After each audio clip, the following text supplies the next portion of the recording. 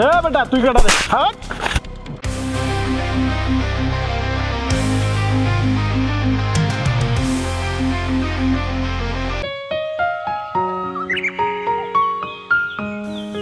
এই যে দেখছেন, এই থেকে শুরু করে ওই যে ওই দিক থেকে শুরু করে, হ্যাঁ, ওই যে শেষ পর্যন্ত ওই বাংলা বাড়ি পর্যন্ত, এটা সম্পূর্ণটা কিন্তু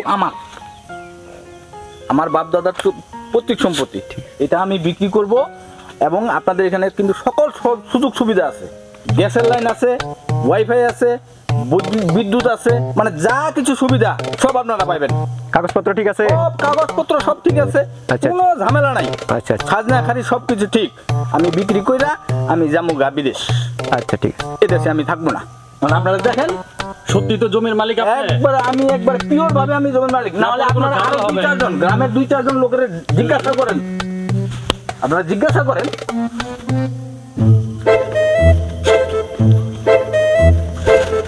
জমি দেখলাম, জমি তো মোটামুটি ভালোই, আশেপাশের পরিবেশটা অনেক ভালো। তাইলে মালিকের লগে কথা কইয়া দাম দর ঠিকঠাক কইরা জমিটা নিয়ে নেই, অনেক সুন্দর একটা প্রজেক্ট করা যাবো। জমিটা আমার পছন্দ হয়েছে, তাহলে খুব সুন্দর। তাহলে চলো যাই, মালিকের লগে কথা কই। ভাই একটু এদিকে আসেন, শুনেন। হ্যাঁ জি, বলেন বলেন।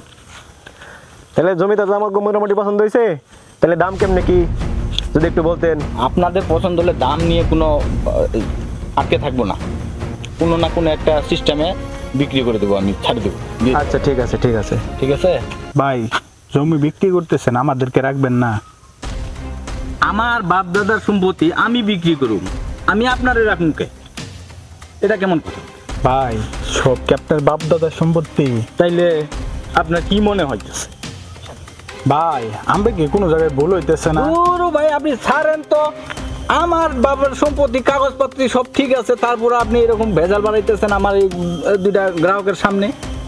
ভাই সব কি আপনার বাপ দাদার সম্পত্তি? দূর ভাই, রাখেন তো আপনার এই ঝামেলাগুলা। কি শুরু করলেন না করলেন আমি বুঝলামই না কোনো বিষয়টা। আমার বাপ দাদার সম্পত্তি, তুই কেডা রে? ভাই এবার করেন কা? এ বেটা তুই কেডা রে? হাট।